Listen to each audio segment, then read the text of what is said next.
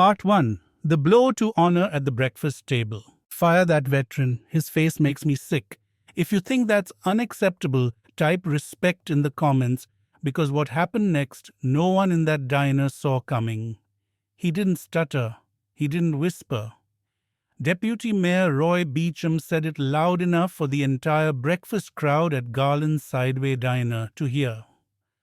The clatter of forks, the murmurs of conversation, even the country radio humming low near the pie counter, all fell dead silent in the wake of that sentence. William Eugene Ashford, standing by table 12, with a half-filled coffee pot in his trembling hand, just blinked. Not because he didn't hear it, but because he couldn't believe after everything someone had the audacity to say it out loud. The insult wasn't new. William had lived with that scar running down the left side of his face for 16 years, a molten reminder of a medical evacuation in Mosul that had gone sideways. He knew what it looked like. The skin twisted and pale, dragging the corner of his mouth into a perpetual half-smile, half-wound. But this wasn't a passing glance or a child asking a curious question. This was a man in a tailored grey blazer and a red tie elected by the town, publicly ridiculing a war medic for having survived. And worse, no one said a damn thing. There were regulars in that diner who had watched William work for years, men who used to wear uniforms too, a retired railroad conductor, a former mailman, a Vietnam vet who always ordered rye toast, no butter. But none of them moved, none of them looked up. They stared at their plates like the eggs were suddenly holy, like their bacon needed blessing. William's grip on the pot tightened. The steam fogged up his glasses. His chest ached not from anger, not from embarrassment, but from the same old wound that kept reopening invisibility. Not for the scar, not for the uniform he once wore, but for who he was. Beecham didn't stop. He laughed loud and unfiltered. I'm just saying what everyone's thinking. This is a restaurant, not a VA hospital. Nobody wants to lose their appetite before the hash browns. His companions, men and women in business attire, chuckled nervously, unsure whether to echo or shrink away. I'll get someone else to take your table, William said quietly, the words dry like paper left in the sun. He turned, but Beecham wasn't done. Maybe find someone whose face didn't get rearranged by a roadside bomb. Beecham called out, raising his voice again. I mean, Christ, who lets a freak like that serve food? If there was any mercy in the room, it wasn't found at the booths or the counter. Even the teenager, thumbing his phone in the corner, looked up, lips parted, unsure if he'd just heard right. The silence that followed was not neutral. It was complicit. It was heavy with every bystander who chose comfort over courage. William walked slowly toward the kitchen, head upright, but step stiff. Jack, the owner, had already heard it. He came around the corner, red apron dusted in flour, fists clenched at his sides. Want me to throw him out? He asked. William shook his head. Not worth it. You sure? Jack's voice was already rising. That son of a no-scene, William interrupted softly. They'll leave. They always do. They say something ugly, tip big to wash the guilt, then drive back to their lives. But that I've heard worse. That wasn't exactly true. Not worse. Just enough times that it stopped surprising him. Behind the service window, Beecham's group was still laughing. William returned the coffee pot to its warmer. He focused on small things. The weight of the mug. The rhythm of clinking plates. This was how he'd survive back then too, not with guns or bravado, but focus, a medic's mindset, one wound at a time. And then it happened. A chair scraped across the tile. Not one of the older regulars, not Jack. It was the teenage boy in the corner, tall, maybe 15, in a neatly pressed cadet uniform. He stood back straight, chin-high eyes locked on Beecham. His name tag read Clark. His boots were shined, his jaw was set like stone. He didn't speak yet, just walked, measured, quiet, commanding. Every eye in the diner turned to him, unsure what the hell was happening. Even Beecham blinked. "What is this cadet cosplay?" Nathaniel Clark stopped 3 feet from Beecham's table. He didn't yell. He didn't gesture. He just said, "Sir, if you think that scar is disgusting, you've forgotten what service looks like." The diner froze again, but this time it held its breath. Beecham laughed, but the sound was weaker now. "What are you, his bodyguard?" "No," Nathaniel replied. "I am his shadow. I walk behind men like him because they walked into fire so I could grow up free." A long beat of silence, the kind that rearranges a room. William didn't move, didn't speak, but his throat tightened. His vision blurred, not from pain, but something he hadn't felt in a long time. Not respect, not yet, just the first flicker of being seen. And from the other end of the counter, a quiet voice, the Vietnam vet with the rye toast, muttered, "Well, damn. Maybe there's still hope for this country," Paul, cliffhanger ending. The camera holds on Beecham, face-hardening lips, twitching like he's about to say something crueler. But before he can, the screen fades to black and the text appears. They thought it was just another quiet morning. They didn't know it would become a turning point. Would you have stood up? Let us know in the comment.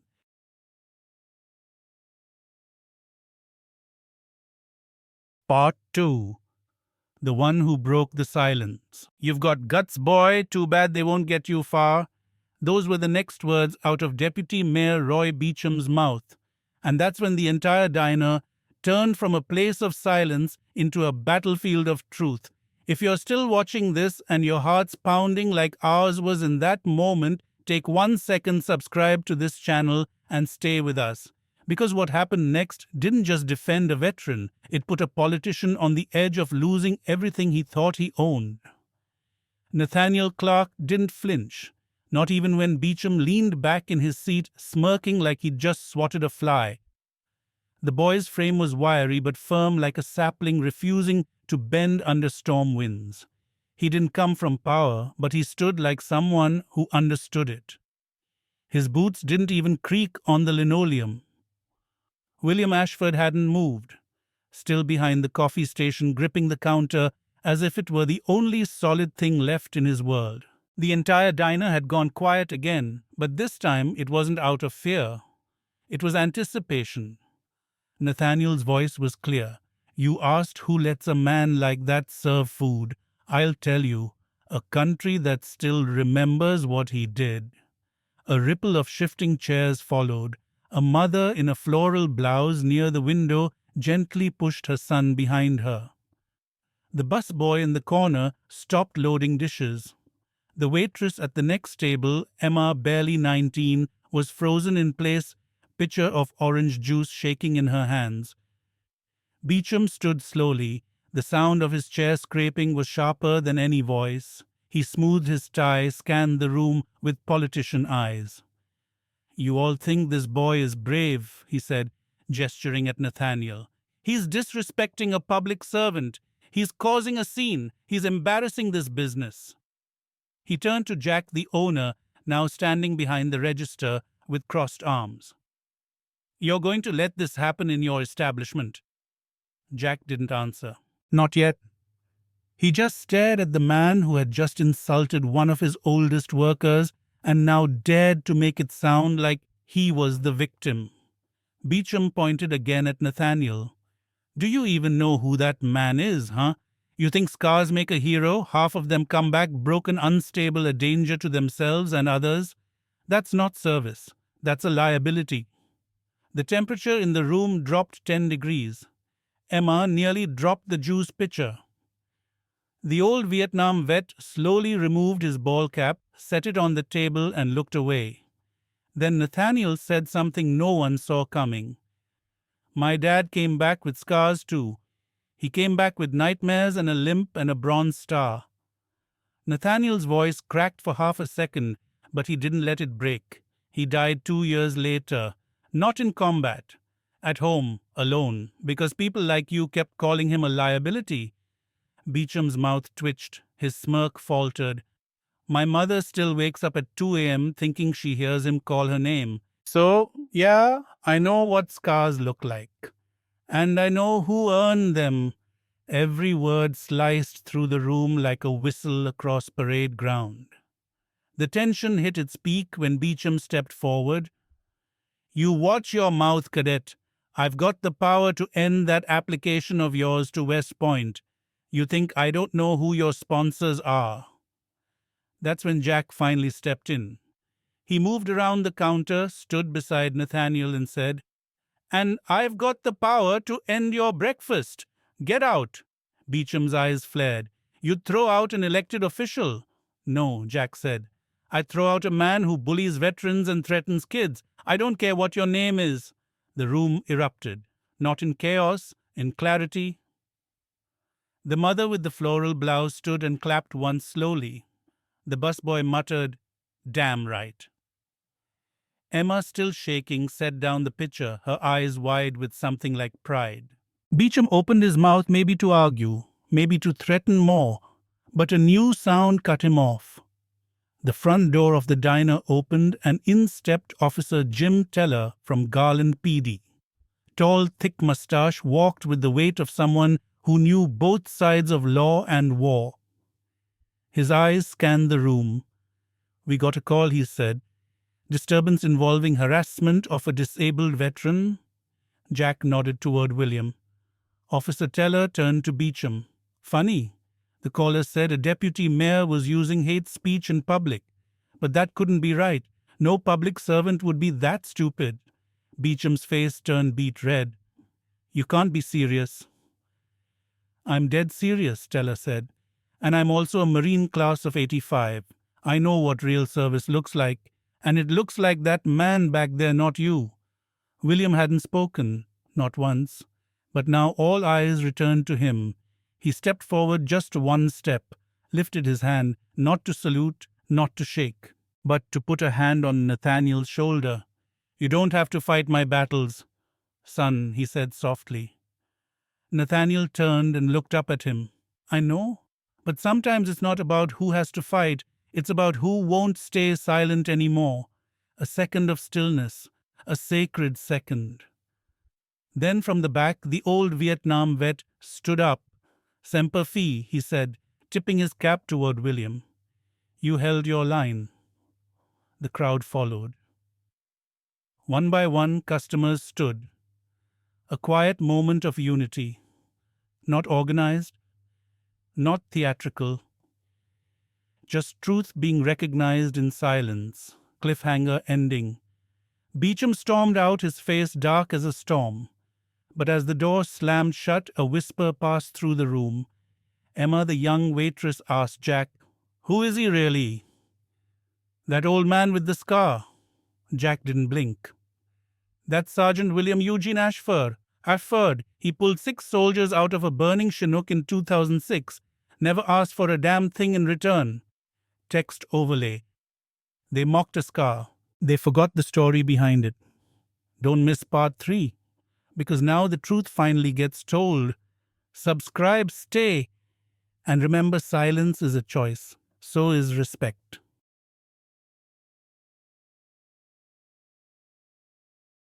Part 3.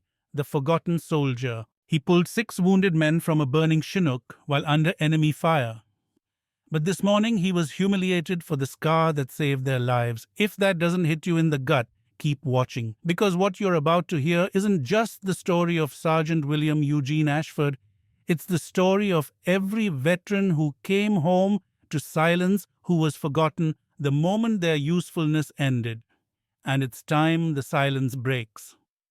After Deputy Mayor Roy Beecham stormed out of the diner, the room didn't return to normal. Not really. The conversation stayed hushed. The eggs went cold on untouched plates. People lingered longer than usual, as if leaving would be a kind of betrayal. William had returned to the kitchen not to hide but to breathe. Just for a minute. Even soldiers need a place to regroup.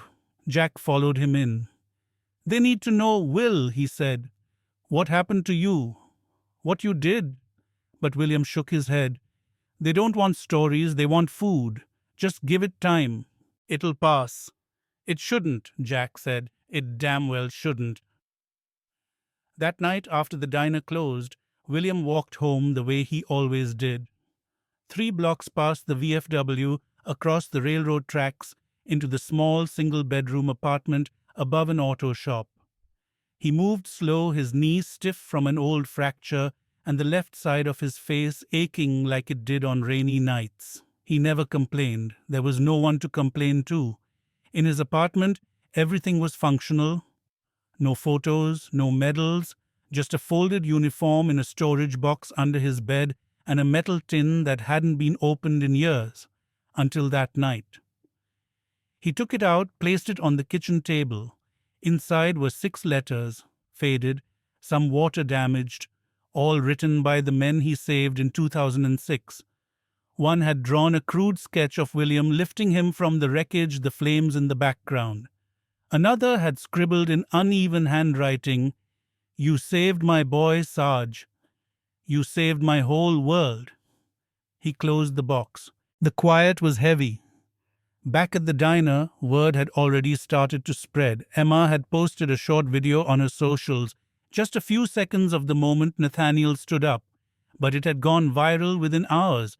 By morning, the diner was packed, but not just with customers, with reporters, with veterans, with people carrying photos and flags and questions. One man stood outside the front door with a sign that read, "Scars mean you showed up." Inside, William was still on the schedule. He showed up on time, put on his apron, and started pouring coffee. He didn't ask for this, but he didn't run from it either. Then came the twist no one saw coming. A woman entered the diner wearing a suit, tan, crisp, government-issued. Her name was Andrea Heller, Department of Veterans Affairs. She asked for William. When he approached, she stood. "Sergeant Ashford," she said, "we owe you an apology." The room froze again. She explained, voice steady but shameful, that William's original records had been misplaced during a system migration in 2009. His medical evaluations, his Bronze Star recommendation, his honorable discharge paperwork, all buried. Forgotten. It wasn't just neglect. It was a bureaucratic failure that had left him without the benefits he earned. And someone had discovered it only now, because a 15-year-old cadet dared to ask who that man really was. William said nothing, not at first. Then quietly, "You think an apology buys back 16 years of being invisible?" "No," she replied. "But maybe the truth can buy back what comes next." That afternoon, the town council called an emergency session. And for the first time in his life, Jack attended not as a restaurant owner, but as a witness. He stood and read the letters William had kept hidden for over a decade. He described the silence in the diner when Beecham spoke those words, and the way that silence was finally broken. Then something else happened. A man in the back stood up. His name was Daniel Reeves, former state guard. He pulled up his pant leg and revealed a prosthetic. "Will Ashford carried me out of hell," he said, "and I've been too much of a coward to say it out loud. Until now." Then another stood, and another. Stories began to flood the room. William hadn't saved just 6 lives. He had changed dozens, quietly, without fanfare, without thanks. Someone asked if William had anything to say. He walked to the front slowly, looked at everyone. His face scarred, his posture still upright despite the pain. "I didn't come back expecting medals," he said. "I just wanted to work, to live.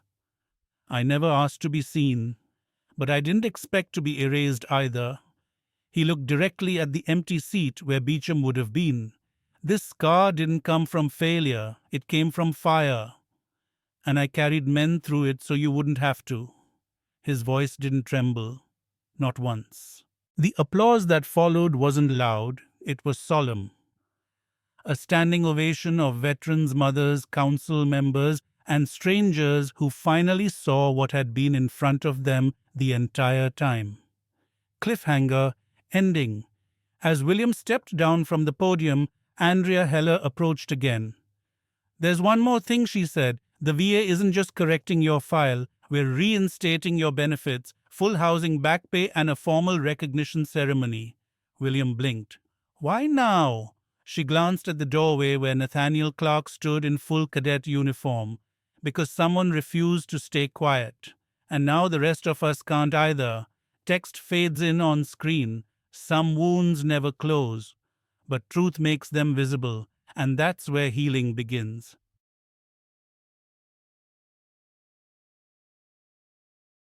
Part 4. The Awakening of a Town. The town that once looked away now stood in line, not for pancakes, but for a chance to shake the hand of a man they had ignored for 16 years. If you've been watching this story unfold, you already know this isn't just about Sergeant William Eugene Ashford, it's about what happens when silence breaks and truth echoes. But in this part, the real surprise isn't William. It's the town that finally remembered how to honor its own. It started the morning after the town council meeting. Garland's local newspaper ran a front page headline: "Veterans Record Found After 16 Years Lost. Hero lived among us." Beneath the headline was a grainy photo, William standing next to Nathaniel Clark at the council podium, the scar on his face plainly visible and somehow for the first time unashamed. The photo went viral. But it wasn't the kind of viral that dies after 3 days. It was the kind that woke people up. That morning, the diner didn't just open, it transformed. The first customer in wasn't a regular. It was a man who hadn't spoken to William in a decade. He brought his son, a boy no older than 7, and said simply, "I wanted him to meet a real man." William didn't know what to say. So he poured the boy a glass of milk, placed a smiley face pancake on the plate, and nodded. The second customer brought something more than breakfast appetite. It was an old copy of Stars and Stripes from November 2006, featuring a blurred photo of medics lifting soldiers from a burning aircraft. One of them was William. By noon, there was a line outside the diner, but not for food, for William. People brought gifts, flags, letters. A high school football coach handed over a game ball. A young woman gave him her late father's dog tag, saying he never got to say thank you, but he would have meant it. Inside the kitchen, Emma, the young waitress who had recorded the original moment with Nathaniel, was trying to keep up with orders while wiping tears from her cheeks. "This is insane," she said. "It's like watching history write itself." Jack behind the counter didn't speak much, but he moved with a different energy now, lighter, proud, like he'd been waiting for the town to wake up for years. But the real shift came later that day when a group of teenagers entered the diner wearing matching t-shirts that read, "Ashford didn't ask to be a hero. He just showed up." They sat at the booth where Beecham had once laughed and spat venom. This time it was filled with laughter of a different kind, respectful, healing, full of awe. The town's news station arrived shortly after. And this time the story wasn't just about a scandal, it was about redemption. They interviewed William, who stood outside the diner, arms crossed, not performing, not speechifying, just standing.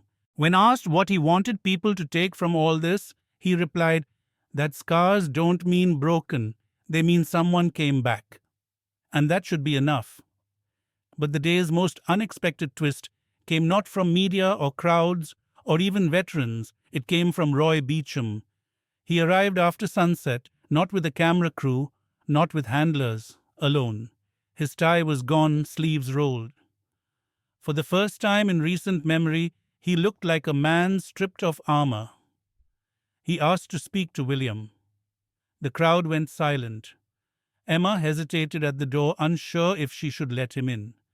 William saw him, stepped out from behind the counter. They stood face to face. Beecham opened his mouth. "I didn't come for politics." William waited. "I came to say I was wrong." That sentence was heavier than any insult he'd ever delivered. It carried humiliation, yes, but also a weight that cracked slightly at the edges. I let my ignorance dress itself as honesty, Beecham continued. And I said something that doesn't just hurt you. It hurt everyone who ever wore a uniform. William didn't flinch. He just nodded. So what now? I resign, Beecham said. Effective tomorrow. The town deserves someone who doesn't see service as something disposable. The diner didn't clap. They didn't cheer. They watched in stunned stillness. Beecham left as quietly as he came. And in the silence, he left behind something sacred bloomed. Nathaniel Clark, standing near the pie case, stepped forward again. This time, he wasn't just a boy defending a stranger. He was part of something larger. He pulled from his pocket a small brass insignia. My first commendation from St. George Academy, he said, placing it gently into William's hand. I wanted to sit beside whatever medals you've earned, because it started with you. William didn't cry, but the scar on his face seemed to soften in the golden diner light like it had finally found peace. That evening, Jack announced something quietly but firmly. From now on, he said, Table 12 is reserved for veterans, every day, every hour. Someone in the back shouted, and coffee's on the house for anyone with a DD 200 poteen. The diner burst into laughter, real laughter this time, healing, honest, and full of light, cliffhanger ending. That night, back in his apartment, William opened the box again. This time he added something to it. Not a letter, not a medal, but Nathaniel's insignia. And just before closing the lid, he whispered, maybe this time I didn't come home alone. Text on screen fades in. The world doesn't change in speeches. It changes in silence, broken in truth, revealed in one person, standing when everyone else sits. And if this story matters to you, share it. Let someone know their silence still counts.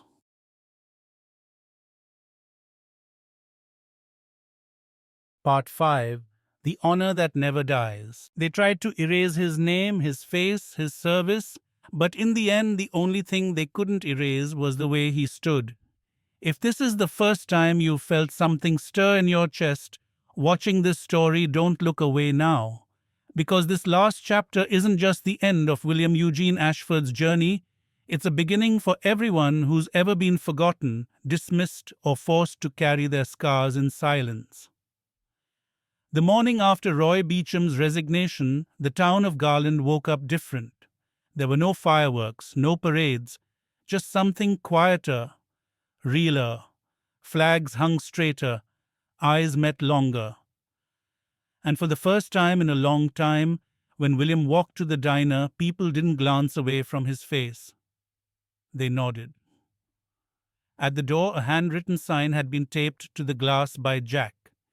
It read, Welcome to Ashford's table, where scars are welcome and silence is not. Inside, Emma had set out a new coffee mug with gold lettering, Medic, Mosul, 2006. William didn't ask where she had it made. He just picked it up, turned it slowly in his hand, and smiled. A real smile, the kind that didn't have to fight against old pain. That afternoon, something happened that no one expected. A small ceremony was held at the town square, not organized by government, but by the veterans themselves. Some were from Garland. Others had driven hours to be there. They wore their jackets, their patches, some with canes, some with prosthetics. Nathaniel stood front and center, his cadet uniform crisp, his chin high. The American flag rose slowly above them, not to signal war, but to signal memory. Jack spoke first. His voice wasn't loud, but it cut through the quiet like a knife through fog. We forgot, he said. We let one of our own walk among us unseen, but not anymore. Never again. Then William was called forward. He didn't want a microphone. He just stepped up, scar and all, in the middle of the crowd and spoke like someone who had nothing left to lose and everything to give. I didn't expect this, he began. Truth is, I didn't expect much after the war. You come back with pieces missing, Sometimes not the kind you can see. You try to build a life out of scraps and silence. He looked over the crowd, locking eyes with Nathaniel, then Emma, then Jack. But one boy stood up, and because of him, all of this, he gestured around the square happened, because he reminded us that honor doesn't die. It just waits quietly for someone to remember. The crowd didn't cheer. They stood still, many with tears, some with heads bowed, others with arms crossed over hearts, not because they had to, but because they needed to. Then something extraordinary happened. Andrea Heller from the VS approached the stage. She carried a small black box. Inside was a bronze star. Official, engraved, backdated. She handed it to William in front of everyone. "This should have been yours 16 years ago," she said. "It never got mailed, because the system failed you. Today we correct that." William opened the box, stared at the medal for a long time, then closed it again. "I appreciate it," he said, "but the real medal's already here." He looked out over the crowd. "It's in your faces." Later that evening, back at the diner table, 12 was lit by candlelight. Not because of a power outage, but because it was now more than a table. It was a tribute. Nathaniel placed something beside the salt shaker, a small plaque, reserved in honor of Sergeant William Eugene Ashford. He served, he endured, he stood. William watched in silence. Then, in an act that would stay with everyone for years, the entire staff of the diner, Jack, Emma, Marco, the cook, even the dishwasher, lined up and gave William a full military-style salute. He didn't return it. Instead, he placed his hand over his heart and nodded. But perhaps the most unexpected moment came when a mother and her young daughter walked in near closing time. The girl couldn't have been older than 6. She stared at William's face wide-eyed, not with fear, but fascination. She tugged at her mother's sleeve and whispered, "Is he a real soldier?" William knelt down slowly, gently, so his knees didn't lock. "No," he said with a soft smile. "I'm just someone who came back." She reached out and touched his scar. "It looks like a lightning bolt." And for the first time, William laughed, deep, full, healing. Jack turned off the sign that read "Open," but no one moved to leave. The diner didn't close that night because of a clock. It closed because the story had finally found its last page. Final message, emotional and moral. This isn't just William's story. It belongs to every veteran who stood, who served, who came home and found themselves forgotten. If you know someone like that, a neighbor, a brother, a parent, even yourself, don't wait for the town to wake up. Be the first to stand, because honor never dies. It only waits for someone like you. Now let me ask you, who in your life has stood quietly for too long waiting to be seen? Comment their name, share their story, let them know you remember, and don't forget to subscribe, because stories like this, they deserve to be told.